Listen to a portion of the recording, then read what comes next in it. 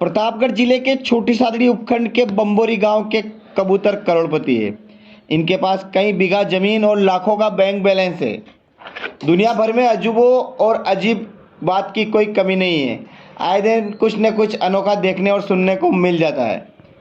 आज हम बात कर रहे हैं करोड़पति कबूतरों की। छोटी सादड़ी उपखंड क्षेत्र के बम्बोरी गांव के ये कबूतर करोड़पति है। यहाँ के कबूतर किसी राजा से कम नहीं है। इन कबूतरों के पास अपने कई बीघा खेत है, अपनी फसलें हैं और यहाँ तक कि करोड़ों का बैंक बैलेंस भी है। इन कबूतरों के पास पैसे के साथ ही काफ़ी जमीन और स्वयंसेवक भी है। यही कारण है कि इस गांव में हजारों की संख्या में कबूतर रहते हैं और इसे कबूतरों का स्वर्ग कहा जाता है। पूरा गांव इन कबूतरों का प्रकृति का उपहार मानकर खुले दिल से इनकी सेवा करता है। दरअसल इस गांव के लोगों ने अपने पूर्वजों की परंपरा का निर्वहन किया है और कबूतरों की सेवा को अपना धर्म माना है। जमीन से जुड़े रहने के इसी प्रयास ने इस गांव को आज प्रदेश ही नहीं पूरे भारत में मशहूर कर दिया है। ये मामूली कबूतर नहीं है, इनका अपना स्वैग है। यह करोड़पति कबूतर कोई सामान्य कबूतर नहीं है। इनके पास लाखों रुपए के बैंक बैलेंस के साथ ही लगभग 12 बीघा जमीन और दाना चुगने के लिए खुद का कबूतर खाना ग्राम पंचायत के सदर बाजार में लक्ष्मी नारायण मंदिर के सामने बना हुआ है। यह कबूतर यहाँ दिन में 2 बोरी मक्का चुगते हैं। इन सभी कबूतरों के दाना डालने के समय किसी प्रकार की कोई रुकावट न हो, इसके लिए गांव के बुजुर्ग लोगों ने ये जिम्मेदारी अपने ऊपर ले रखी है। इसके साथ ही इन कबूतरों को चुगने के लिए भंडार साल भर मक्का के दानों से भरे रहते हैं।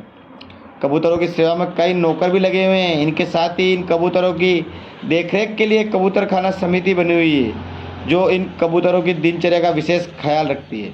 बताया जाता है कि ये 400 वर्षों से इस गांव के लोग इस परंपरा को निभाते आ रहे हैं और यहाँ की समिति इन कबूतरों की सारी व्यवस्था देखती है।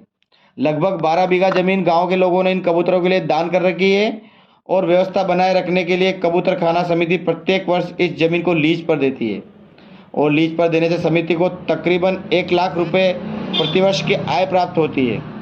कबूतर खाने की सभी व्यवस्था सुचारू रूप से चलती रहे, इसके लिए समिति ने एक बैंक खाता भी खुलवा रखा है।